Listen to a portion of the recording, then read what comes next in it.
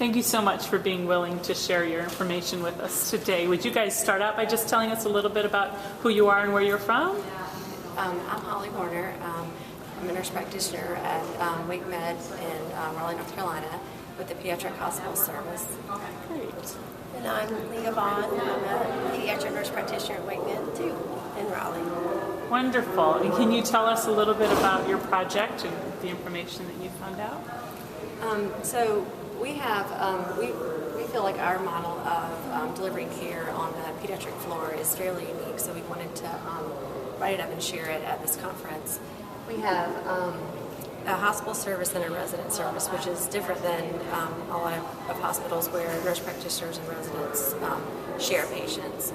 Our attending there on the end, Dr. Cinnamon, and sort of was the one who started this model back in 2007. And you want to tell what you're the first? You want to tell your Sure. story? They started it primarily because the residents at that time had a cap of 25 patients within a 24-hour time period. They couldn't admit more than that based on their guidelines at the UNC Chapel Hill Residency Service. And so they were trying to find a way to eliminate the problem of them capping. So they hired me to do admissions from 8 to 5 every day. That way they would take over and do admissions from 5 until 6 a.m. the next morning. We would continue to follow our own kids. They would follow, the residents would have their own group of children to follow, and it made it less likely that they would cap.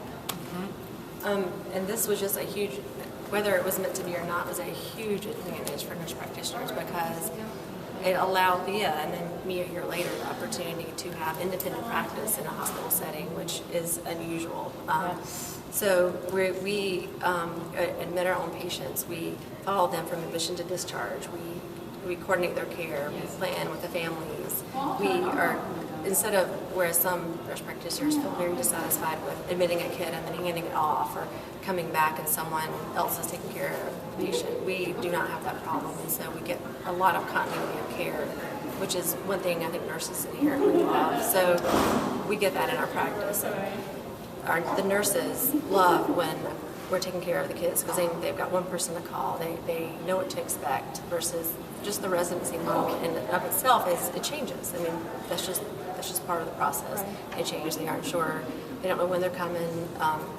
So that is one of the major advantages where we get to admit, follow, and discharge our own set of patients. We get independent practice. We share an attending with the resident service, so the attending will round with the residents in the morning when we round on our own patients. And then in the afternoon catches up with us and we round together in the afternoons. So we're also responsible during the day for admitting patients from our children's emergency department, taking all calls from outside hospitals, from outside primary care doctors. From outside community hospitals who do not have inpatient pediatric services that are close by. We consult on other services, ENT, ortho. We follow kids in rehab. So we're busy. We're the gatekeeper for all the admissions that come in during the daytime. We take all of them come directly to our pager. So it's a busy job. I think a lot of the other programs, as Holly said, they make the nurse practitioner part of the resident team, which... And we found in talking to other people who have been interested in our model, I mean, I think one reason our model is successful is nurse practitioner satisfaction, is that we don't have to fight that battle. We're supported by our attendings and we have independent practice. We're practicing for the full scope of our education. But we find that a lot of other nurse practitioners, the general thinking is a lot of times nurse practitioners are sort of put in the mix with the residents and the roles are defined. Because if they're not sure what the nurse practitioner can do, they don't really know what to tell them to do. They aren't really, they end up doing something like SAFE, like all the discharges, or something that's not fully utilizing the nurse practitioner. So she's not practicing to the full scope and it's not a very satisfying practice. Yeah, we're lucky that all of our attendings are completely on board with this program and they love the nurse practitioner service. There's so many nurse practitioners at other hospitals butt heads with the attendings because they're just not on board with utilizing the nurse practitioner the way they should. Well, I think it supports itself because we're efficient. We know our patients. We know our labs.